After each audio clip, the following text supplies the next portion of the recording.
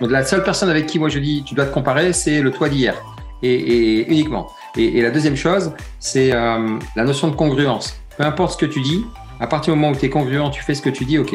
Savoir et ne pas faire n'est pas savoir. Il y a beaucoup de gens qui savent et qui ne font rien. En fait, ils ne savent rien. Savoir et ne pas faire n'est pas savoir. Ça, c'est les Obiscalia. Tu peux dire tout ce que tu veux. Si tu ne le fais pas, tu ne sais rien. L'action prévaut surtout dès lors que tu dis quelque chose, il faut être congruent et le faire.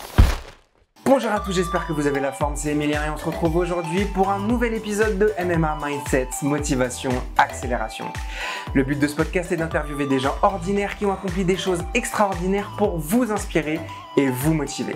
Donc assurez-vous d'être abonné sur votre plateforme favorite et sachez que vous pouvez aussi nous retrouver sur YouTube pour la version vidéo. Aujourd'hui, la personne ordinaire qui a accompli des choses extraordinaires, c'est Kim Benour. Il est mindset trainer, auteur, conférencier et à l'initiative du mouvement SDAM.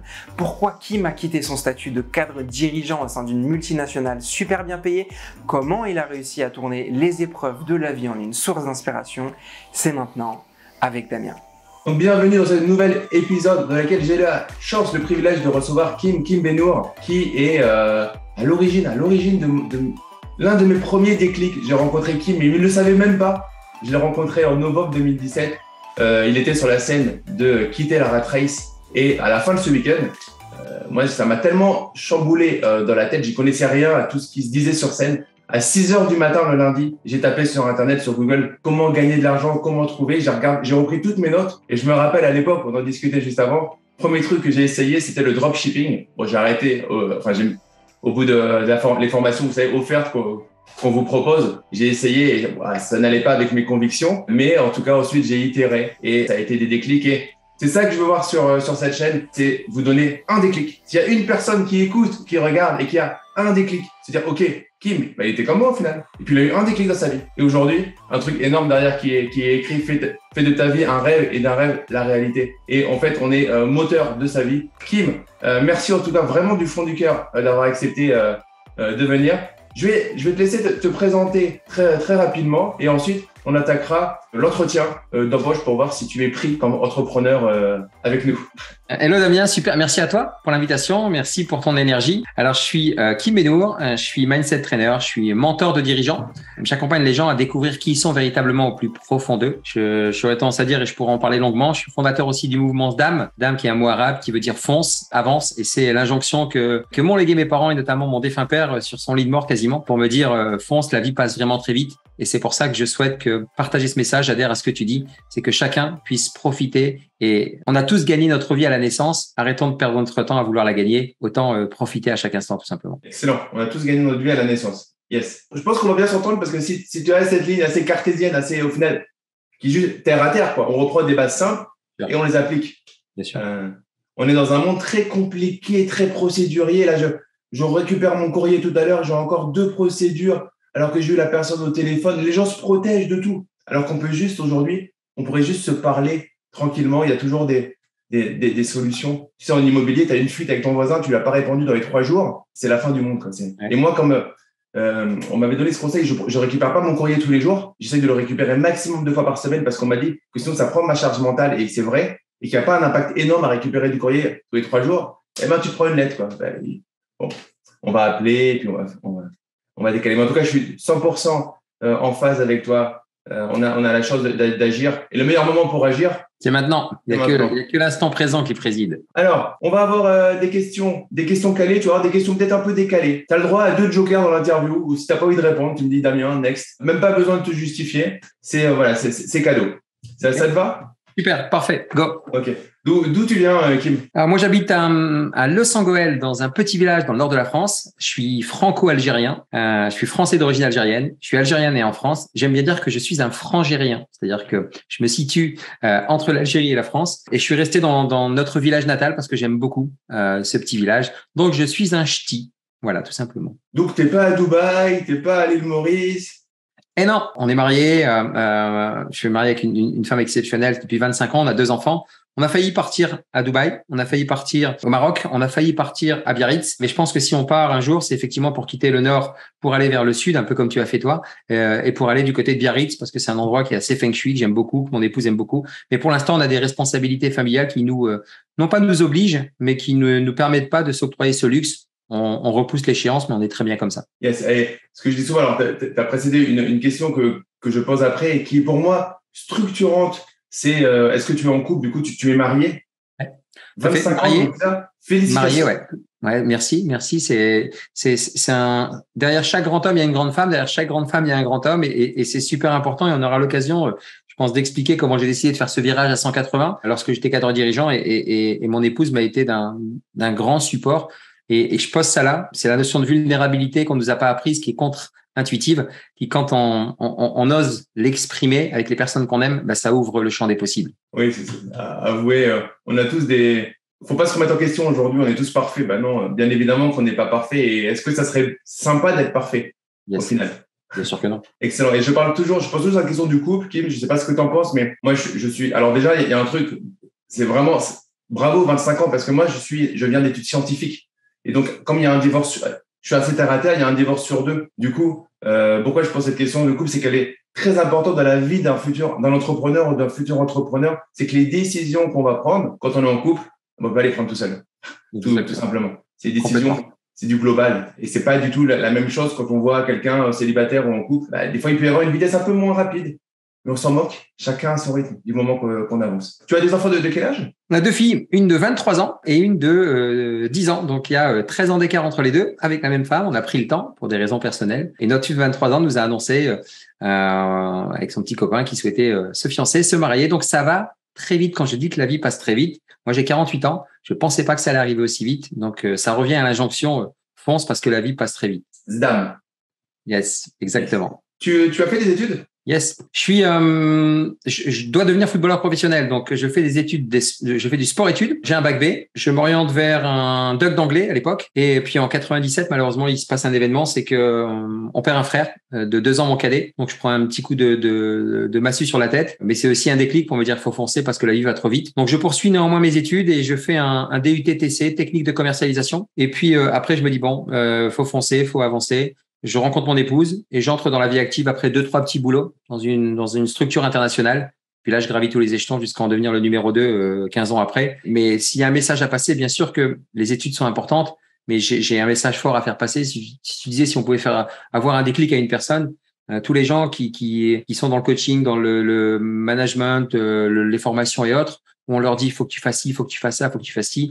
Moi, j'ai une tendance, c'est de dire que c'est votre expérience, ce sont vos diplômes en fait. Vos diplômes, c'est votre expérience. Et là, ça légitime tout parce que j'ai vu aussi des gens qui sortaient de l'ENA, qui avaient des super diplômes. En théorie, c'était beau, mais en pratique, c'était vraiment catastrophique. C'est pour ça que je parle de l'expérience terrain. On en parlait en préambule, toi et moi, que c'est vraiment important d'avoir vécu ce que tu partages aux autres et certainement pas de t'autoproclamer mentor, coach ou gourou si t'as pas vécu les choses pour lesquelles tu souhaites aider les autres, tu vois. Donc voilà un peu les études que j'ai faites, un doc d'anglais, un DUT-TC. Ok, excellent. Et oui, 100% aligné avec ce que tu dis. Alors, on en parlera un peu plus loin parce que j'ai une question vers la fin là-dessus par rapport aux études parce que il faut pas. On entend. Alors, moi, mon discours il est qui, mais on se partage là-dessus, c'est que je me bats contre YouTube. Je suis sur YouTube et je me bats contre YouTube parce que YouTube ça fait du bien et ça fait du mal. Parce que ça fait du bien parce que ça motive les gens. Et le problème, c'est que ça fait du mal parce que les gens, du coup, s'identifient à des personnes qui, en fait, certaines fois, font trop de raccourcis dans les discours. Et du coup, ça amène de la frustration chez les gens. Et moi, je me bats pour dire, cool. Ce que vous voyez sur YouTube, des fois, c'est du YouTube et c'est OK. C'est du marketing et c'est OK. Quand vous voulez faire un régime, on va pas vous dire que c'est difficile au début. On va vous dire, regarde les belles tablettes de chocolat que tu vas avoir. C'est normal. Et ensuite, on va vous expliquer que c'est plus difficile. Si on vous disait que c'était difficile tout de suite, votre cerveau, là, il dirait non. Il bloquerait carton rouge. Donc, on fait pareil en marketing. Moi, je le fais sur mes pubs. J'ai aucun problème avec ça. Ce qu'il faut, c'est, dans les vidéos pédagogiques, rappeler toujours que c'est quand même devenir entrepreneur, c'est un choix difficile, mais c'est un choix magnifique, mais difficile. Des fois, être salarié, à certains moments de sa vie, t'es peut-être plus cool. Et c'est OK. Il n'y a pas de compétition les uns contre les autres. On est en compétition à la limite avec soi-même. Complètement. Si tu dois te comparer, c'est le toi d'hier et uniquement. Et la deuxième chose, c'est la notion de congruence. Peu importe ce que tu dis, à partir du moment où tu es congruent, tu fais ce que tu dis, OK. Savoir et ne pas faire n'est pas savoir. Il y a beaucoup de gens qui savent et qui ne font rien. En fait, ils ne savent rien. Savoir et ne pas faire n'est pas savoir. Ça, c'est les Obiscalia. Tu peux dire tout ce que tu veux. Si tu ne le fais pas, tu ne sais rien. L'action prévaut surtout dès lors que tu dis quelque chose, il faut être congruent et le faire. Ça, c'est un message important. Excellent. Quand j'étais en banque, il y avait un truc que je trouve horrible aujourd'hui. Tu as du savoir-faire et les managers disent il faut aussi le faire savoir. Ouais, tout à fait. Il faut crier tu t'es nul, mais il faut faire savoir que tu as du savoir-faire. Le contraire de ce que, et c'est pour ça que j'étais un peu naïf, de la méritocratie, qui est que tu n'as pas besoin de le faire savoir, si t'es bon, quoi. Tout à fait, exactement. C'est exactement ça. Kim, t'es plutôt vélo ou voiture? Je suis plutôt vêture. Je m'explique. J'ai longtemps voiture et depuis beaucoup plus transport en commun, beaucoup d'avions quand je peux, et vélo j'en ai plus. Donc on va dire que je suis plutôt marche à pied, pour être très sincère. T'as pas toujours été dans l'entrepreneuriat. Depuis que tu es dans l'entrepreneuriat, ou peut-être que tu en faisais en parallèle avant de ton activité, tu as créé combien de boîtes? Alors, je parle des SCI, des holdings, sociétés d'exploit, entre 8 et 10. Parce qu'il y en a 2 qui se sont éteintes. Entre les SCI, les holdings, les sociétés civiles, les SASU, les SARL, voilà. Et du coup, tu en as fermé, tu as 2 boîtes qui se sont plantées. Ouais, tout à fait. Il y a 2 boîtes qui se sont plantées. Il y en a même une qui n'a pas vu le jour. C'était une SCI familiale avec des membres de la famille. Et ça s'est pas fait parce que il y avait des divergences et bien nous en a pris. Donc, je crois que c'est la structure qui a été le plus rapidement ouverte et fermée en même temps. Tu vois, ça a dû durer 48-72 heures. Et une deuxième, c'était pour un projet dans une société d'exploitation. C'était du rachat de franchise sur un produit en particulier. Donc, on avait signé une charte de confidentialité. 1 mois. Donc, ça nous a coûté un petit billet entre les statuts, les documents, les contrats et ainsi de suite. Et puis, finalement, on s'est aperçu que c'était un énorme scam déguisé potentiellement, que la master franchise n'appartenait pas du tout à la personne qui l'avait promu. Et bien nous en a pris parce qu'on aurait pu tomber dans un engrenage beaucoup plus important. Donc, ça nous a coûté, avec mon frère et moi, 15 000 euros, quoi. C'était une perte de 15 000 euros. OK. Au-delà de la perte financière, ça fait quoi de clôturer des boîtes? Au final, j'ai bien appris avec ça, parce que c'est une perte de temps. Est-ce que du coup, tu t'es fait cataloguer? Ça produit quoi sur ton quotidien, en fait? Alors, moi, tu vois, je me revendique mindset trainer parce que depuis, quand je perds mon frère, où j'ai 22 ans, j'ai beaucoup travaillé sur mon mindset. J'ai étudié les plus grands. Je travaillais dans une société américaine. Quand j'allais aux États-Unis, j'ai eu la chance de rencontrer Braden, Joey Dispenza, Jim Quick, à Saraf. Tu vois, j'ai fait des conférences. Donc, je sais que la seule chose, et on en parlait en préambule, tout ce qui te sépare de la vie de tes rêves, ce sont les histoires que tu te racontes dans la tête. Donc, ça n'est pas ce que tu te racontes dans la tête, c'est l'état émotionnel dans lequel ça te met. Donc, cet état émotionnel-là, du fait aussi d'avoir vécu un peu la même chose que toi, d'avoir perdu mes parents, d'avoir vu leur dernier souffle, je sais que on n'a qu'une vie, on l'a gagnée à la naissance, faut profiter. Donc, d'un point de vue mindset et mental, c'est qu'une charge administrative, rien. Je sais pertinemment ce que je vaux. Donc, si demain il y avait des soucis, à chaque fois, moi, quand j'ai vibré une énergie intéressante, forte, sincère, où mes dossiers étaient carrés parce que je suis quelqu'un de cartésien et très bien organisé, j'ai toujours eu les partenaires que je vibrais, on va dire. Donc, ce que ça a généré chez moi pour répondre, ça a été de me dire, OK, bien fait pour toi. Ta cupidité, parce que c'était une approche cupide. Là, c'était super, c'est facile, c'est un business hyper facile. Quand c'est trop facile, prends du recul. Prends du recul. Tu sais, le truc, la recette miracle et tout ça, moi, j'y crois pas du tout. Donc, ce que je retire de ça, tous mes échecs, pour moi, c'est des expériences, la réussite est une suite d'échecs bien négociés, en fait, tu vois. Donc, ce que j'ai tiré de ces 2 fermetures, c'est que ça m'a permis de dire la prochaine fois que tu veux ouvrir une boîte, utilise encore plus ton approche cartésienne pour analyser la situation sous toutes ses coutures avant de franchir le pas. Tu vois, tout simplement. Oui, en gros, vous savez, un MBA à l'année, je pense qu'en tout, je crois que ça vaut au moins 100 000 balles. Ouais. Là, au final, une expérience du terrain, parce que bon, les chiffres peuvent impressionner. Mais après, vous verrez, plus vous avez de sociétés, plus 15 000 euros, c'est de l'argent au final qui est transité d'une autre société. Bon, c'est comme ça.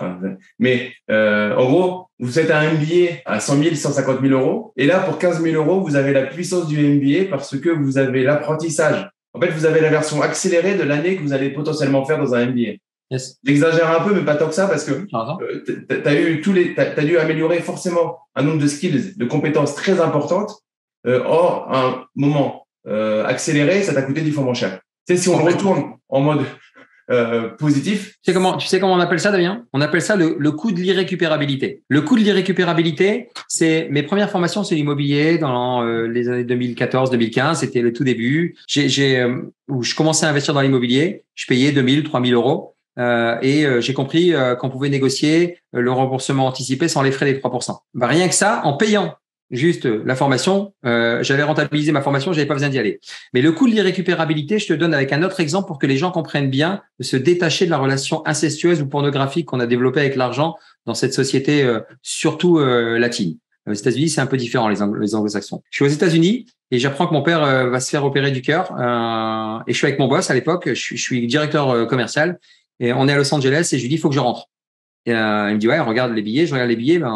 Je sais plus exactement. On doit rentrer le mercredi et moi, j'ai le coup de fil le samedi. Donc, 4 jours. Il y a hors de question que je reste 4 jours. Donc, je dis, je dois repartir demain. Et je dis, le billet coûte 1 500 €. Il dit, non, je peux pas le prendre en charge. Je suis désolé. Et en plus, le coût, je dis, OK, je me pose dans la chambre d'hôtel. Je dis, mais cherche pas, c'est ton père. Donc, le coût de l'irrécupérabilité, c'est de payer les 1 500. Donc, j'ai payé les 1 500. Je descends à l'accueil. Je dis, bah, écoute, c'est bon. Je prends le taxi et je vais à l'aéroport. J'ai un vol qui décolle ce soir. Il me dit, quoi, t'as payé? Je dis, bah oui, t'as payé 1 500 balles, ce qui était un sacré montant.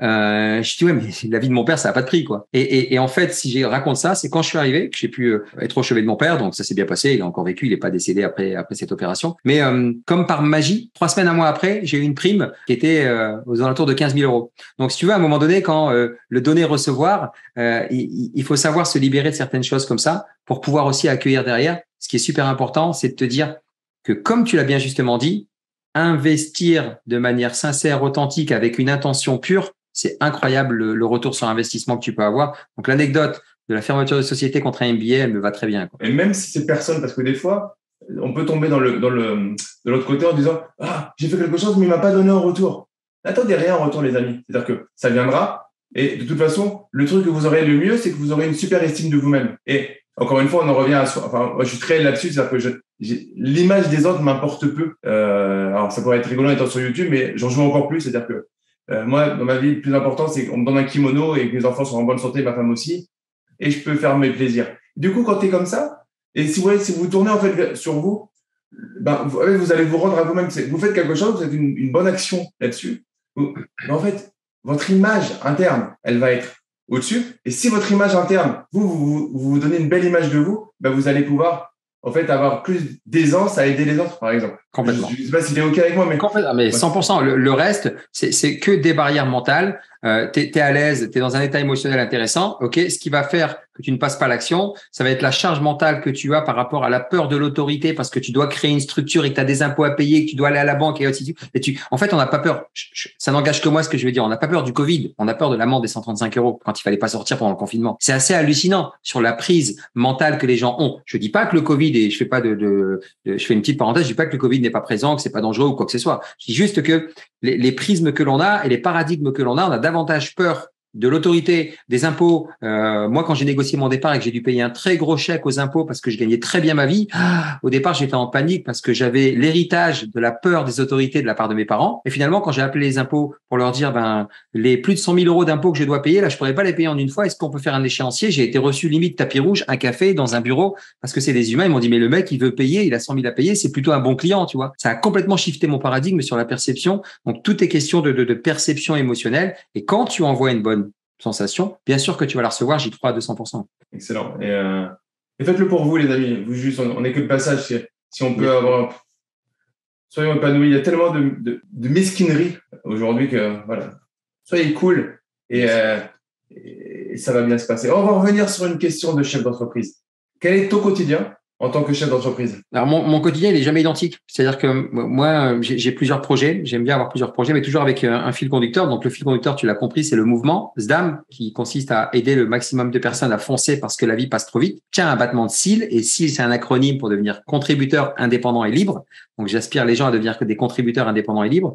Et mon quotidien, c'est que je suis entre des voyages, 5 jours, 6 jours, 4 jours, et puis des semaines où je suis à la maison comme là. Donc, mon quotidien, il est dans le mentoring de dirigeants, dans l'échange via le digital avec Zoom, avec des partenaires, avec des prestataires, avec de la visibilité. Il est aussi dans la production de contenu où moi, là où je fais mon show, c'est LinkedIn. Donc, c'est la seule plateforme que j'ai décidé d'utiliser pour passer mon message pour le mentoring de dirigeants parce que c'est là où il y a le plus de personnes qui me correspondent. Et donc, voilà, mon quotidien, il est axé sur les 4 C, corps, cœur, conscience et cerveau.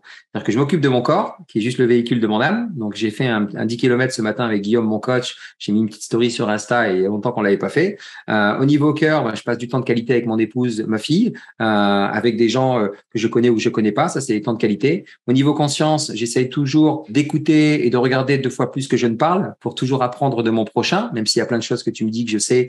Le fait de me le dire, ça me le remémore. Donc ça, c'est les prises de conscience. Et cerveau, j'utilise mon cerveau. Je suis à nouveau en train de relire une 2e ou une 3e fois Super Cerveau Mode d'Emploi de Jim Kwik, Le Grand Saut. Ça, c'est des pépites, c'est des choses qui te font faire des sauts quantiques. Je crois que c'est la 15e fois que je le lis parce que les choses que tu lis, tu les oublies forcément. Donc voilà, j'aligne ça pour faire en sorte de rester dans mon axe en tant qu'entrepreneur, puisqu'au final, quel que soit le projet, le concept d'entreprise, j'ai jamais vu un concept, un projet, une entreprise croître ou décroître sans que ce ne soit pas à 100% de la responsabilité du dirigeant, de l'entrepreneur.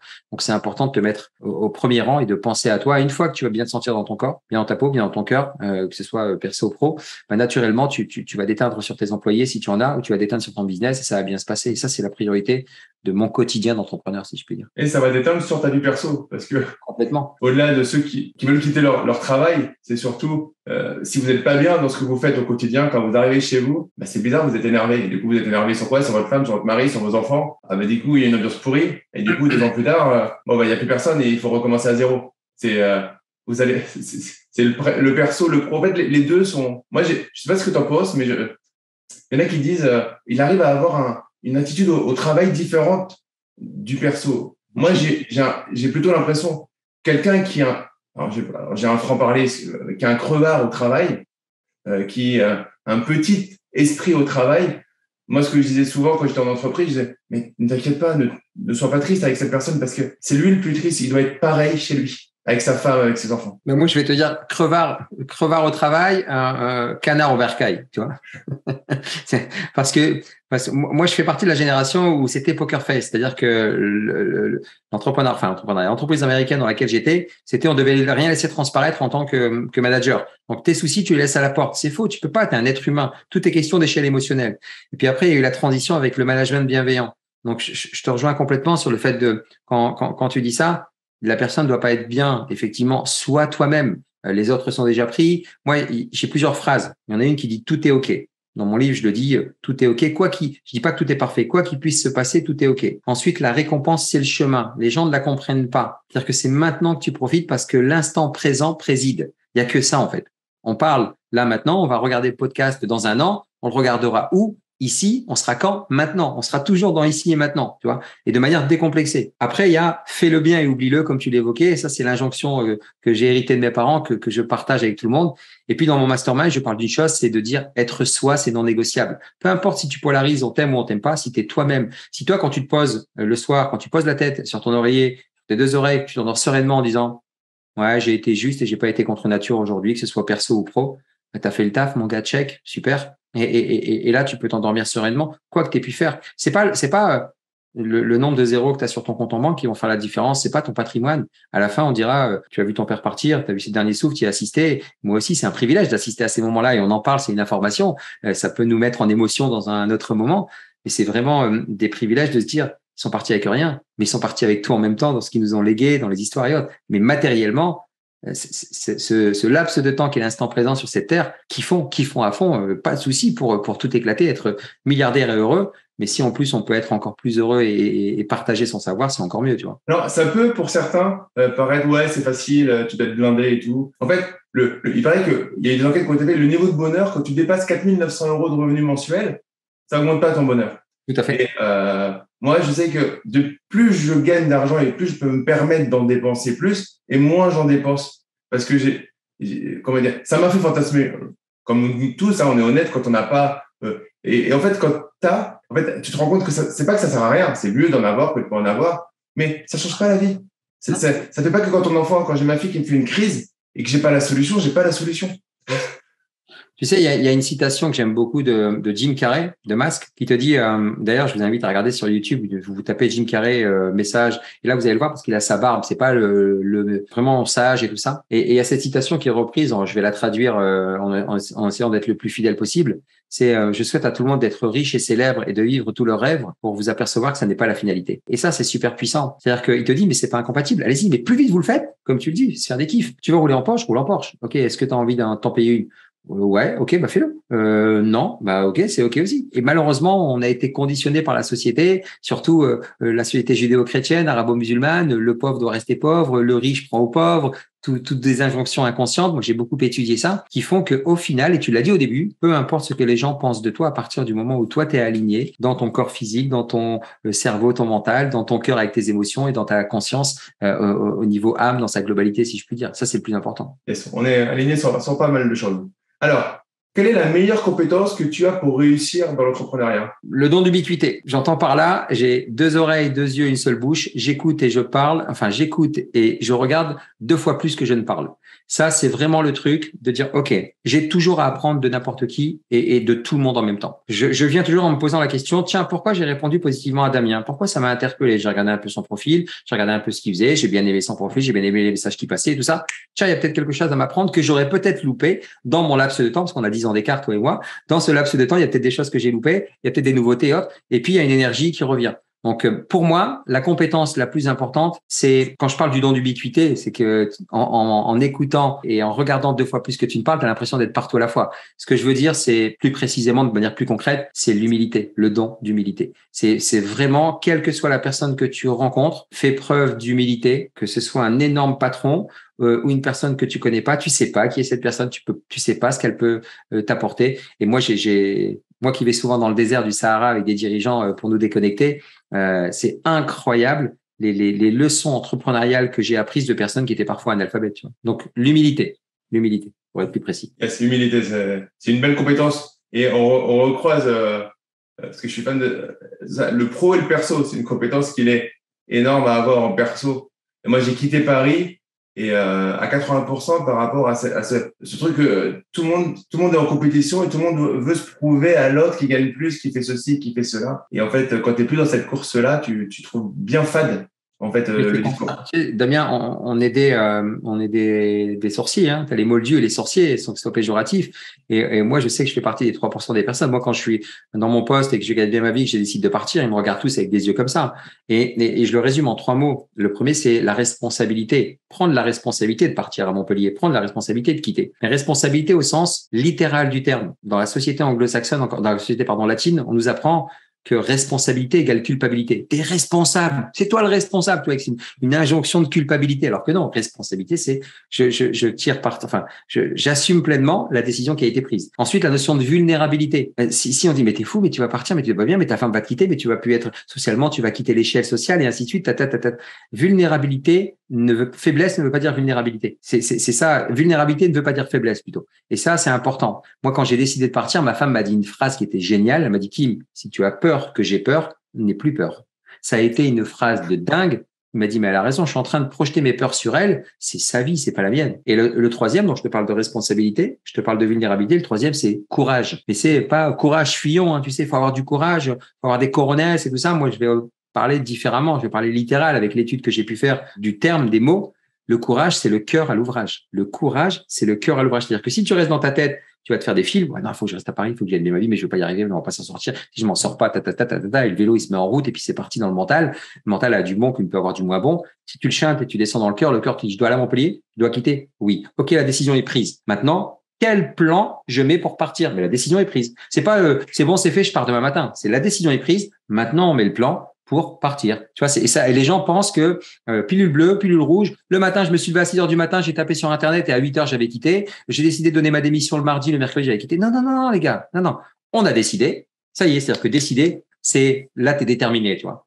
Mais maintenant que tu as pris la décision, tu as tout le circuit neuronal qui est mis en place, tu as le plan d'action. La discipline. Étape 1, je prends le téléphone, j'appelle le banquier, je fais un prêt. Étape 2, je vends la maison. Étape 3, je prends un billet de train, je vais en reconnaissance à Montpellier. Étape 4, étape 5, étape 6, étape 7, on est installé, on trinque, c'est bon, on est arrivé. Mais voilà, c'est un accordéon le temps, tu vois, et les gens comprennent pas tout ça. Les gens, alors, il y a un excellent livre, L'autoroute millionnaire. Yes. Il y a un jeune de 24 ans je crois qu'il a 24 ans, il est dans une Lambo, enfin une belle voiture, il va prendre une glace. Il y a un gamin qui va le voir et qui lui demande comment il a fait. Et j'en parle encore avec mon kiné ce matin, qui a des emmerdes sur un truc. En France, je suis pas généralité, mais moi j'ai plein de domaines de compétences à apprendre. Et quand quelqu'un réussit sur quelque chose, je vais le voir, je lui dis félicitations. Est-ce que tu peux m'expliquer comment tu as fait? Génial. Et le souci, c'est que souvent on voit la fin. Oh ben il a eu de la chance, il a eu ça, il a eu de la chance. On voit ce qu'on appelle, ce que tu disais tout à l'heure, on voit la destination, on voit pas le chemin. Et en fait, c'est dans le chemin qu'on a l'épanouissement. Et c'est aussi dans les difficultés du chemin qu'on kiffe. Moi, il y a quelques semaines, j'ai eu des grosses difficultés, je me suis avec des potes entrepreneurs, on a mis c'était flippant. Mais en fait, j'ai pris mon pied. Parce que c'est ce chemin-là qui est intéressant. Et je vous encourage des fois à aller voir quelqu'un qui vous inspire. Juste demander, félicitations Kim pour ce que tu as fait. Non. Bien sûr. Comment tu as fait? Et en fait, peut-être qu'il n'aura pas l'habitude d'avoir quelqu'un qui lui félicite. Et donc, vous lui donnez de la valeur, vous lui donnez de l'amour. Et après, vous lui demandez quelque chose. Tu sais, le célèbre give, give, give. Et un jour, ask. Au lieu de demander directement. Et juste un sourire, une félicitation. Et après, vous demandez comment la personne a fait. Et ça va changer complètement le référentiel. C'est vrai qu'en France, pour taper, pas faire de généralité, mais on a quand même du mal à ne pas d'abord se dire, purée, il doit faire du black. Purée, il doit faire ceci. Purée. En fait, d'avoir toujours une connotation négative à la réussite de quelqu'un. Et c'est… Je te rejoins. Et moi, ce que je vais ajouter, Damien, c'est que une fois que tu as franchi ce palier-là, si on veut donner encore plus de valeur aux gens qui vont écouter et si on veut impacter leur vie, on est aussi formaté dans une espèce de système. On nous dit que c'est comme ça que ça doit fonctionner. Moi, il y a une phrase que j'aime beaucoup. C'est tu ne te sors de rien du tout. Tu vis ta vie, point barre. La vie est plus forte que tout. Quoi qu'il t'arrive, c'est OK. Quoi qu'il t'arrive, c'est OK. T'as 38 ans, j'en ai 48. Il t'est arrivé plein de bonnes comme des mauvaises choses, d'accord, dans la vie. Il y a toujours eu quelqu'un ou quelque chose qui a toujours été là. Soit quelqu'un, physiquement, soit une puissance, divine, pas divine, l'univers, tu l'appelles comme tu veux, on s'en contrefiche. Ça a toujours été là. Comment tu peux douter de tout ce qui va t'arriver jusqu'à la fin de tes jours? Ça, c'est la définition de la foi. Tu y mets ce que tu veux derrière, mais une fois que tu as d'abord foi en toi, parce que tu as gagné ta vie à la naissance, que tu décides de faire le bien, tu as tous ces éléments de ton équation qui sont super positifs. Avance, n'attends rien en retour. Et là, tu bascules de ton ego vers ta nature véritable, parce qu'on est juste une pièce à double face. Mais l'avantage, c'est qu'on nous a appris, encore une fois, dans la société judéo-chrétienne ou arabo-musulmane, d'être soit bon, soit mauvais. C'est noir, c'est blanc, c'est chaud, c'est froid, c'est la peur, c'est la joie. Et vous savez quoi, les gars, j'ai une bonne nouvelle. On peut parfois se mettre sur la tranche et décider d'attendre un tout petit peu pour savoir de quel côté on va aller. Et rien que cette alternative, elle te permet d'avoir un cadre de référence et un schéma de pensée, un paradigme de pensée qui est complètement différent de 98% de la moyenne. Et là, en voyant ça, t'appuies sur pause et tu te dis, mais en fait, ouais, ça y est, je vais pouvoir faire des choses complètement différemment. Je vais vous inviter à réécouter ça parce que c'est contre-intuitif. Il m'a fallu du temps pour bien comprendre cette approche-là, mais ça rejoint un peu tout ce que tu dis. Virez ces pensées négatives de votre tête, il y a pas de menace, en fait. La vie est plus forte que tout. On sait qu'on va finir. On a gagné notre vie à la naissance et on sait qu'il y aura game over. On va franchir une ligne à un moment donné. Donc, partant de ce principe-là, j'essaie juste de pas défrayer. Tu sais, il y a les lois de la physique qui sont immuables et que tu peux pas défier. Jette un stylo en l'air et demande-lui de rester en l'air, à moins de t'appeler Thomas Pesquet et être en orbite, tu n'y arriveras pas. Les lois juridiques, tu peux essayer de jouer, mais tu vas te faire gifler. Si tu roules à 55 au lieu de 50, si tu payes pas tes impôts, ça va faire mal. Et entre deux, il y a ce que j'appelle le TREC de la vie. C'est un acronyme. Tu as le travail, la religion, l'éducation et la culture. Et là, on nous a mis des systèmes dans la tête. On a dit, c'est comme si, c'est comme ça, c'est comme si, c'est comme ça. Ces systèmes-là, ce sont pas des cadres, des références figées. Osez remettre en question vos certitudes dans votre travail. T'es pas obligé d'aller à l'école 25 ans, travailler 40 ans pour profiter quand tu auras 60. D'accord? Potentiellement. La religion, ose remettre en question certaines choses parce que l'être humain, il a interprété tellement de choses et j'ai rarement vu des personnes choisir une religion. On est dans une famille d'une certaine religion ou pas. L'éducation, il suffit juste de comparer l'éducation anglo-saxonne à l'éducation latine, tu vas voir les différences. Et la culture. Il y en a qui vont te dire faut pas mettre les coudes sur la table, d'autres qu'il faut manger avec la main droite, d'autres qu'il faut manger avec la main gauche, d'autres qu'il faut faire ci, lever la main droite, baisser la main droite et ainsi de suite. Enfin bref, tu vois tous ces trucs-là. Tout ça, ce sont que des interprétations de l'être humain. À toi de les ingérer et de les remettre en cause pour dire est-ce que ça me parle oui ou non. Et là, c'est Michel Lakiani qui dit ça que j'aime beaucoup. Et quand tu fais ça, tu crées ton propre cadre de référence, tu vois. C'est excellent. J'avais écouté un podcast d'un neuroscientifique qui notre souci, c'est qu'on veut avoir une idée sur tout et un avis sur tout. Yes. Et en fait, on oublie un truc, c'est que apprendre, c'est facile. Par contre, quand tu as une idée sur tout, le souci, c'est qu'avant d'apprendre, il faut désapprendre. Bien sûr.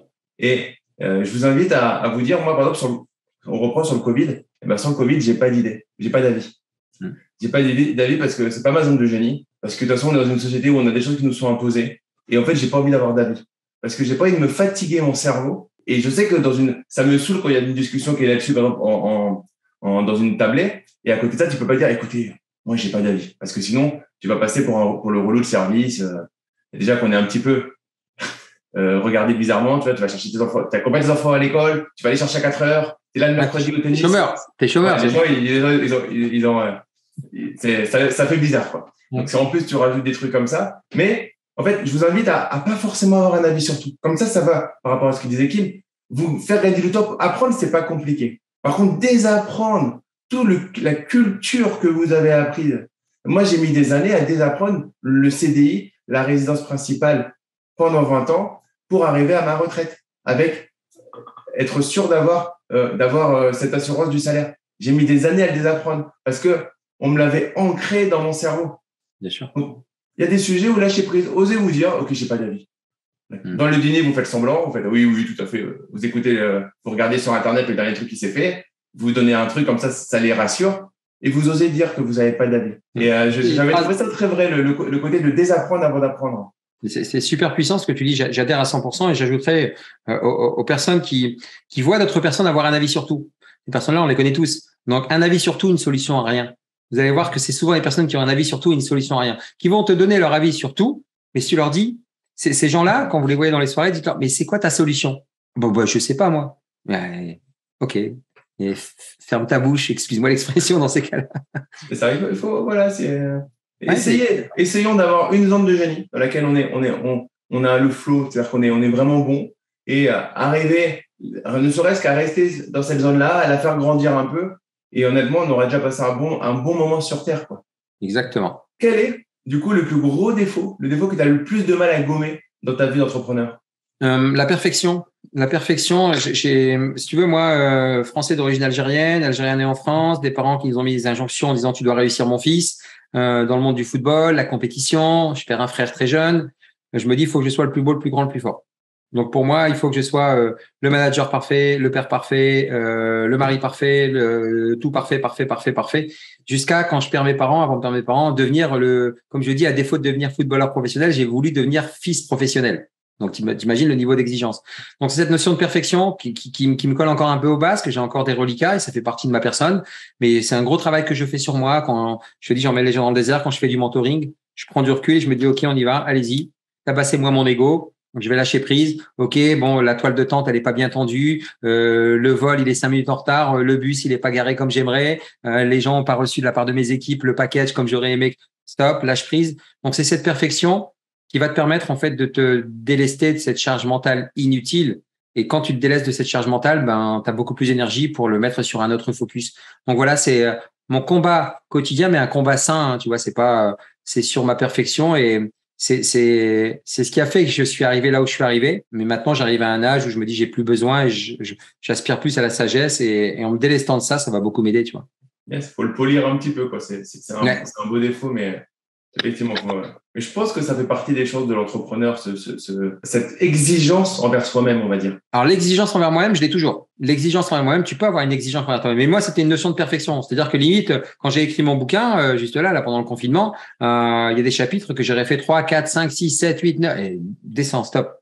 Et le chapitre sur l'ego, je l'ai fait 10 fois, tu vois, pour te dire. Donc, parce que je voulais que ce soit parfait, parce que c'était mon œuvre, c'était mon bébé. À un moment, fait est mieux que parfait, on le sait tous. Donc, l'exigence, c'est différent. L'exigence, je suis toujours très exigeant avec moi-même pour cette congruence. Je te le donne là, et parce que ça me vient là, Damien. Moi, ce qui a été le shift complet, hein, pour être complètement aligné, c'est le jour où j'ai eu l'honnêteté, la sincérité radicale, comme je dis, de lister les 5 conseils que je donnais le plus à mes clients, à mes mentorés, à mes coachés, à mon environnement, à mon entourage, et de me dire, Kim, combien t'en appliques réellement toi-même? Et il y en avait un ou deux que je m'appliquais pas. Quand je me les suis appliqués, ça a été skyrocket au niveau business, au niveau alignement. Ça, s'il y a un truc avec lesquels les gens peuvent repartir, on en a donné plein de pépites, toi et moi, déjà depuis le début.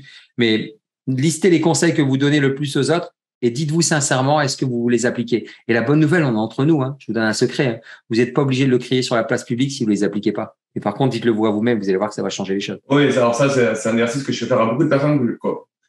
C'est un exercice assez simple. Quand je sens des personnes perdues, mais qui ont envie. Une personne qui a envie d'écouter, mais juste l'exercice que j'appelle l'exercice du miroir. Et du coup, tu es tout seul dans ta salle de bain. Tu n'as personne comme ça. Et tu peux pleurer. C'est un exercice intime où tu te parles à toi-même. Mais par contre, du coup, il n'y a pas de jugement de quelqu'un d'autre. Mais là, par contre, tu es honnête envers toi-même. Yes. Sur ce que tu veux faire dans la vie. Tout à fait. Et j'ai des gens qui m'ont remercié ensuite en disant, ouais, c'est fou, ça. C'est un truc de fou ce que tu m'as dit. Exactement. C'est juste, on a toujours l'image. Non, t'as personne qui t'écoute et toi envers toi-même. Est-ce que tu vas être la meilleure personne dans ces cas-là? Sois franc envers toi-même. Et ça, c'est un exercice que je vous recommande de faire si vous êtes à un tournant. Ou même de temps en temps, moi, je le refais encore des fois quand je me suis énervé comme un abruti sur mes enfants ou sur ma femme parce que j'étais stressé sur autre chose. Comme on a tous, on est tous normaux.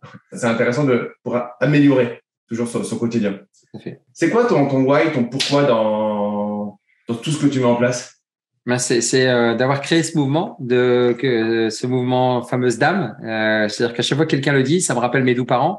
C'est-à-dire que j'ai lancé un mouvement, c'est d'impacter la vie d'1 million de personnes pour leur dire que la vie c'est maintenant, que je les aide à découvrir qui ils sont véritablement au plus profond d'eux. Ça c'est pour les cadres, les dirigeants, les entrepreneurs, grâce à la méthode SDAN, justement qui est l'alignement des 4 C. Donc ça c'est mon pourquoi. Et à chaque fois que j'entends ce terme-là, c'est quelque part mon salaire, quoi. Je me dis waouh c'est bon.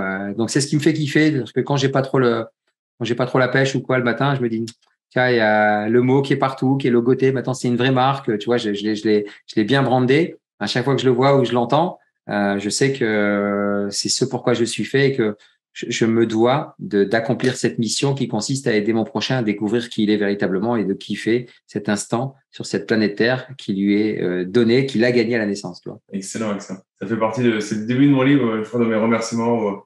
Où je dis, je remercie mes parents.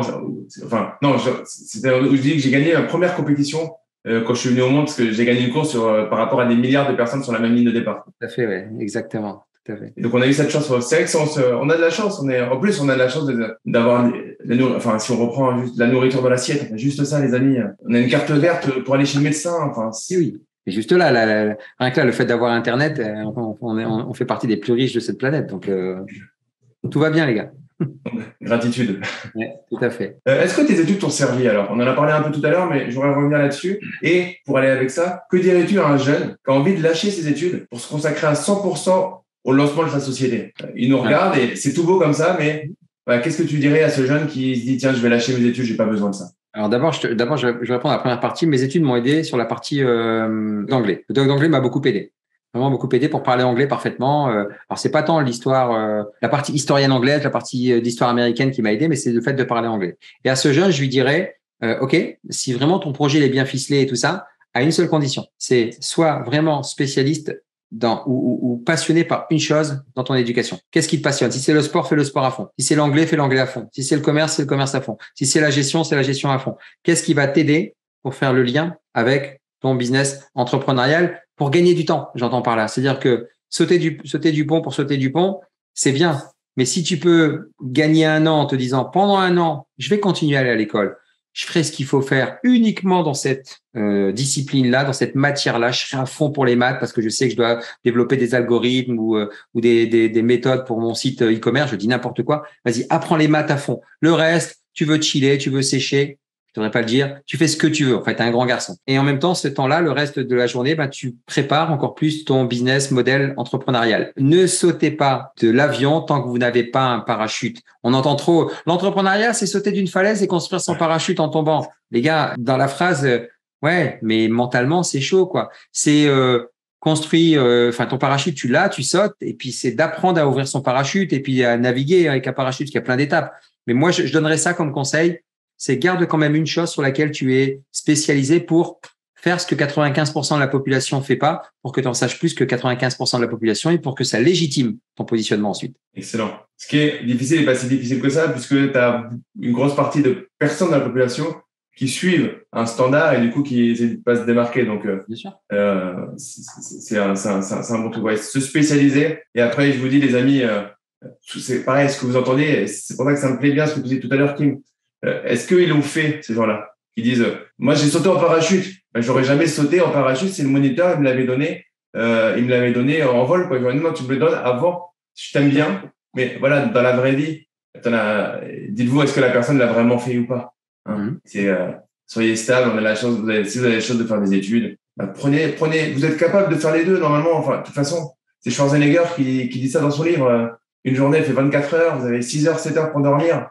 Et vous avez le reste pour trouver un petit travail si vous avez besoin d'argent, faire vos études et faire votre business, donc et faire même du sport. Donc il y a largement 24 heures le temps de faire les deux, au moins sur le début. T'as raison, et je vais y ajouter Schopenhauer, parce qu'on est dans les citations là. Schopenhauer te dit, de toute façon, quand tu veux lancer quelque chose, créer quelque chose et te mettre en marge de la population, d'abord, ça sera ridicule. Ensuite, ça va être dangereux et après, ça devient une évidence. L'esclavagisme, le vote des femmes, la carte bancaire sans contact, demain, la crypto-monnaie. Mais c'est ridicule, mais c'est même dangereux, c'est des scams et tout ça. On en reparle dans quelques années. Mais c'est une évidence. Tout est dématérialisé. Oui, c'est comme ça fait partie des étapes. Donc, tout entrepreneur, au départ, moi, quand je décide de quitter, on me dit, mais t'as fumé quoi, Kim?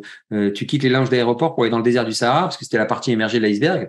Les gens me disaient, mais t'es fou. D'un seul coup, tu viens persona non grata. Moi, j'avais coupé. Les gens de LinkedIn sont plus tes amis, alors qu'ils ne juraient que par toi parce que tu appuyais sur le bouton, tu passais des commandes à plusieurs millions. Tu vois? Ok, ridicule. C'est dangereux ce que tu fais. T'imagines? En plus, il y a le Covid, les frontières sont fermées, tu peux plus aller dans le désert. Ouais, malgré le Covid, j'ai emmené 120 personnes en 3 ans. Ah ouais, bah comment t'as fait? Il y a des motifs impérieux. Il y a des moments où il y avait des fenêtres et puis les gens qui te font confiance sont venus. Ah ouais, super. Et puis là, ça devient une évidence. Puis t'as ces mêmes mecs qui reviennent, qui disent c'est combien ton truc dans le désert? T'aurais une place pour moi? Alors qu'ils étaient il y a 3 ans en train de te dire c'est ridicule. Donc le jeune qui veut se lancer, c'est d'abord que son idée elle soit tellement forte qu'il y croit et qu'il se spécialise dans une chose. Tu vois. Et un truc, je crois que ça vient de QLRR du coup quand j'y étais, c'était dire ça fait rire, faire ça fait taire. Yes, j'avais le t-shirt justement de Cédric. Moi, je l'avais mis parce qu'on avait fait une scène justement où on balançait les t-shirts, tu te souviens, avec des fusils à pompe là, à pompe d'air. Et c'est exactement ça. C'est exactement ce t-shirt. Et le seul truc entre les deux, moi, ce que je dis aux gens qui commencent dans l'immobilier, l'entrepreneuriat, c'est qu'à un certain moment, ce que j'appelle les voleurs de rêve gentils. Les gentils voleurs de rêve, c'est ceux qui te veulent du bien, mais ils te mettent leur frustration, leur peur. À un moment, il faut juste se taire. Et comment ça va? Tu avances sur ton projet? Oui. Et vous n'allez pas en dire plus. Exactement. Pendant quelque temps, vous êtes un peu en mode mute sur vos projets. C'est encore un truc. C'est génial parce que tu me donnes des pépites aussi. En fait, ces gens-là qui vont projeter leur peur, moi, j'ai appris avec le temps que la peur, c'est une invitation. Mais mieux que ça encore, Damien. La peur, c'est un besoin qui n'est pas nourri. Quand tu comprends ça, tu shiftes complètement de paradigme. Là, c'est encore une fois, là c'est saut quantique. Je crois que ce podcast, je vais moi-même le réécouter parce qu'on a plusieurs avec qui ça va faire des déclics incroyables. C'est-à-dire que quand tu comprends que la peur, c'est une invitation, tu dis, OK, j'y vais. L'exemple, quand je décide de quitter, même si j'ai tout préparé, j'ai quand même cette peur. Je me dis, mais c'est quoi la peur du manque financier? C'est faux, Kim, t'as pris un gros chèque, t'as de l'immobilier, on a mis de côté. Même si tout s'arrête là sans rien vendre, t'as 3 ans devant toi pour vivre correctement. Et si dans 3 ans t'as rien fait, tu peux vendre un immeuble et t'as encore 2 ans. Donc c'est du bullshit. C'est pas la peur du manque financier. Ok, c'est quoi? Donc je suis allé chercher le besoin qui n'était pas nourri derrière. Le besoin qui n'était pas nourri, c'était mon besoin de reconnaissance en tant qu'être humain. J'étais DGA d'une boîte, exécutif directeur distribution d'une boîte qui faisait 1 milliard, plus d'1 milliard. Donc j'avais un super poste, j'étais bien reconnu et je deviens chômeur. Je deviens demandeur d'emploi. Mais en fait, je suis pas demandeur d'emploi parce que moi j'ai décidé de créer ma propre structure. Donc comment j'ai nourri ce besoin? Avec la lecture de mon cabis. Quand j'ai vu sur mon cabis que j'étais président de ma SASU, alors qu'avant j'étais exécutif directeur, je me suis dit, mais statutairement, je suis au-dessus. Le chemin neuronal a complètement pété. Mais là, faut vraiment le faire. Tu vois, c'est un peu comme les schémas que tu casses, mais c'était pas sur le besoin qui n'était pas nourri, c'était un besoin. Mais en fait, je suis président, donc ça veut dire que je suis président de ma boîte, c'est-à-dire que je fais ce que je veux, comme je veux, quand je veux. J'ai cette liberté parce que l'être humain, il aspire à quoi au final? À être libre et heureux, tout simplement. Et quand j'ai compris ça, avec en plus ce que je t'ai expliqué tout à l'heure, je me suis appliqué les conseils que je donnais aux autres, ça s'est complètement décanté. Alors, ça peut vous paraître oui, je le ferai. Mais en fait, oui, je le ferai, c'est tu le feras jamais. Donc, faites cet exercice des peurs, mais ne le dites pas à personne, vous n'avez pas besoin. Par contre, comment j'ai quitté le salariat et on a quelqu'un, on n'en a pas parlé avant, mais Romain Collignon. J'étais en congrès, un congrès qui s'appelle le congrès des infopreneurs, et je monte sur scène et je dis voilà, ça va, mais j'ai pas le courage de quitter mon travail. J'ai osé, j'ai eu une peur et je me dis, j'ai 60, je crois qu'on est 60 ou 100 infopreneurs avec des débuts de résultats corrects à minimum dans la salle. Il y en a bien un qui va comprendre ça. Donc, j'ai Romain, qui est une personne que j'apprécie beaucoup, qui vient me voir et qui me dit, Damien, tu sais, j'ai eu la même chose que toi il y a quelques années. La seule différence, j'ai ma femme qui m'a dit, OK, ça fait quoi la différence? Au pire, tu retournes. Et après, il m'a fait un exercice que j'ai fait dans l'avion du retour de Berlin. Et en fait, effectivement, il y avait une balance énorme vers le fait que il n'y avait pas photo, sur le fait que je devais le faire pour ma vie d'homme. Du coup, je suis arrivé, je dis à ma femme, je vais quitter mon travail. Et bien évidemment, derrière, je vais quitter mon travail, égal, on met les paramètres pour le quitter intelligemment, comme on disait tout à l'heure. Tout à fait. Et c'est juste, avouer ses peurs. Au final, je disais des choses, mais en fait, non, la seule truc que j'avais, c'est que j'avais peur de quitter mon travail. Et le fait de le dire devant 100 personnes qui te regardent comme ça, ça m'a déculpabilisé. Et 2, en plus, on m'a donné des solutions. C'est top. Romain, c'est un ami en plus. Je fais partie de son mastermind, comme tu sais, et c'est quelqu'un de très, très inspirant. Alors, tu disais que tu lisais beaucoup. Est-ce que tu pourrais nous donner le top 3 des livres qui t'ont le plus marqué? Le top 3, L'Alchimiste de Paulo Coelho, que j'ai lu à l'âge de 13 ans. On est tous Santiago, on cherche tous notre légende personnelle partout alors qu'elle est juste là. Joe Dispenza, Devenir super conscient. Comprendre que tout est énergie et que au final, c'est super puissant de comprendre que tout est déjà là et qu'il faut juste arrêter de se prendre la tête. L'argent que tu veux générer, il existe déjà. D'accord? Si tu es célibataire et que tu as 25 ans, elle va pas naître à 25 ans, elle est déjà là, ou il est déjà là, si c'est une femme. Ensuite, Limitless de Jim Quick. C'est les 3 livres qui me viennent à l'esprit. Parce que moi, tu vois, quand je dis je suis mindset trainer, j'entraîne le cerveau comme un coach sportif entraîne les muscles. On disait, mais c'est mindset. Et j'ai toujours appris ça, mais je me disais, OK, mais comment je change de pensée? Comment je change de paradigme? Si je veux changer de corps, je fais des burpees, des jumping jacks, je cours, OK. Mais si je veux changer de cadre de référence, de schéma de pensée, je fais comment, les gars? C'est quoi les exercices? Après, la respiration, fermer les yeux, regarder un peu en l'air, faire des VSC, changer les neurotransmetteurs, reprendre ta posture, les mots que tu choisis, le focus que tu mets, là où tu mets ton attention, toutes des petites choses, que des petites choses. C'est simple, mais simple ne veut pas dire facile.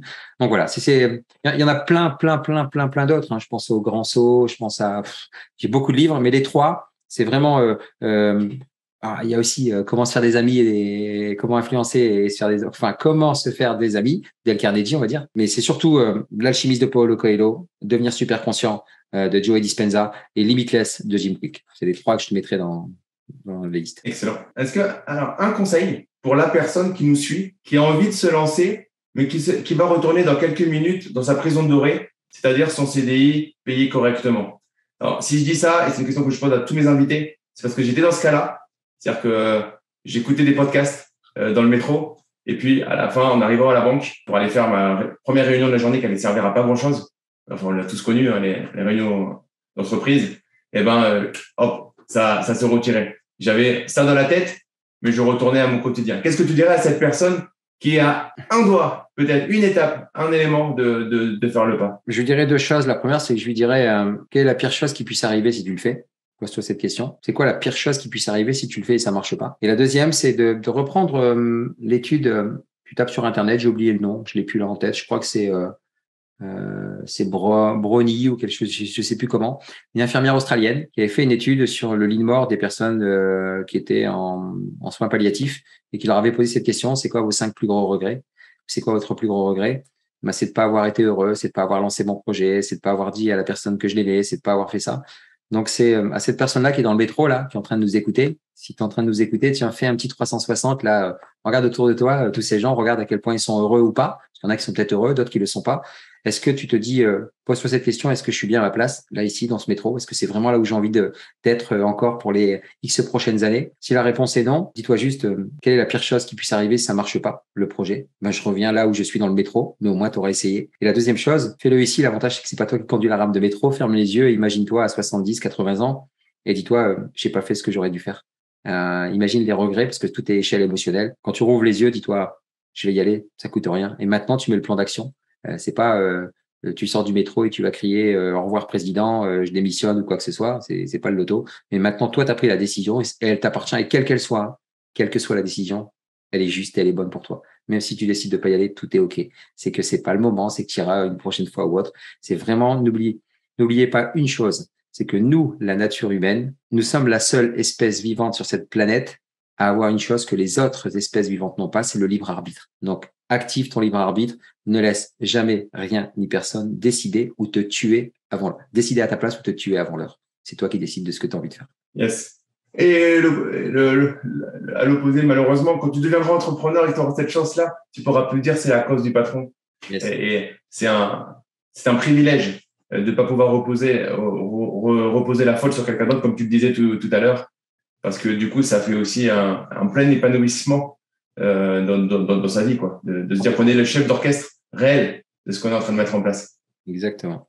Juste là-dessus, j'avais un truc, ce que je le fais, même si des fois on se fait dépasser, on se fait tous dépasser, et c'est ok, des fois on dit des choses là, et puis des fois la semaine prochaine il y aura une vague qui va arriver, et pendant quelques jours on va pas appliquer tout ce qu'on s'est dit, parce que des fois on est dépassé, ça va arriver, et c'est ok, faut accepter qu'on n'est que des humains, et que des fois on se noie, Le plus important, c'est de comprendre. J'avais mon frère qui m'envoie un message pour me dire, je suis très proche de mon frère. Il est sur ma chaîne YouTube, il est avocat, donc on travaille ensemble, on fait des projets ensemble. Il me dit, Damien, t'as un moment pour papoter? Et là, je lui dis non, parce que j'avais une réunion, réellement. Et là, juste après, je me dis, imagine, Damien, imagine là, je meurs, dans 1 heure, je suis une crise cardiaque. Et là, j'ai fait, OK, Cédric, c'est bon, je te parle. Et du coup, j'ai annulé mon truc.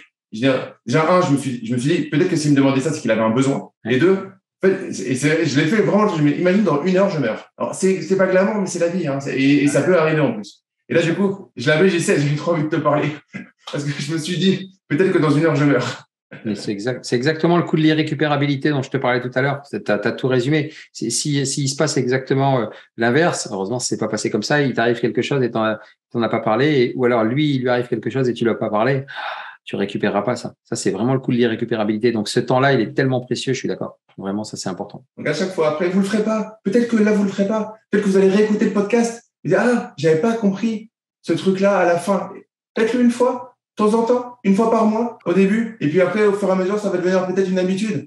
Il y a une explication, hein, il y a une explication neurochimique à ça. Hein. Tu sais que, tu le disais, hein, on a été conditionné. Donc, on a un schéma de pensée qui est là et qui fait qu'on a un circuit neuronal qui est automatique. D'accord? C'est notre système activateur réticulaire, sans faire de technicité exacerbée neuroscientifique, qui est là. Notre cerveau est capable d'absorber, selon la police ou les manifestants, 4 milliards d'informations, 4 milliards de bits d'informations à la seconde. Et s'il les absorbe toutes, il explose. Donc, il y a un garde du corps qui est le système activateur réticulé qui laisse entrer uniquement ce dont tu as besoin.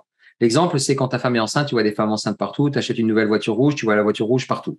Et les gens disent, c'est un signe. Non, c'est pas un signe, c'est juste que ton inconscient, tu le dis, c'est bon, je suis prêt à ça. Donc, tu vas dans un kiosque à journaux, tu t'intéresses pas au golf, tu vois pas les magazines de golf, tu commences à t'intéresser au golf, tu vas voir que ça. Tout ça pour te dire que si tu décides de changer, à un moment donné, il y a un circuit neuronal qui va se créer. Donc, si tu veux te lancer dans l'entrepreneuriat, dis-toi, OK, j'ai envie de me lancer. Donc, tu vas avoir le podcast, mais tu te lances pas. Et tu vas avoir un bouquin, et tu vas avoir une pub radio, et tu vas avoir une vidéo YouTube qui va arriver. Ça va arriver dans tous les sens parce que tu as simplement dit à ton inconscient, je suis prêt à éventuellement étudier la partie entrepreneuriale. Donc, les infos vont arriver de partout. Quand tu comprends ça, tu comprends le pouvoir de ton cerveau et tu joues avec ça. C'est-à-dire que, et ça, devenez super conscient avec Joe Dispenza, ça m'a beaucoup aidé pour changer mes paradigmes, mes schémas de pensée en mode méta. Donc, méta, c'est que je m'observe et je suis conscient de comment je pense. Je programme. Et je programme en disant, OK, c'est bon, je suis disposé à regarder les possibilités d'aller dans le désert du Sahara algérien, alors que avant, j'avais un blocage. J'ai commencé à poser ça en janvier 2022.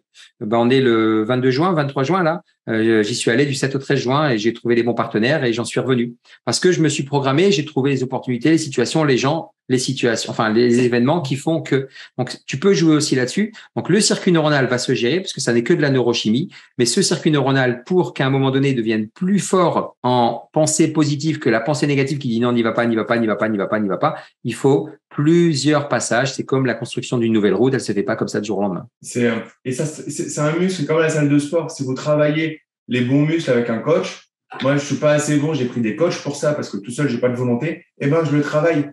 Et quand j'ai rencontré Kim, sans que lui me rencontre, jamais je l'aurais contacté parce que j'étais pas là-dedans. J'étais salarié, je savais même pas ce que c'était. Il y avait je crois qu'on était 3000.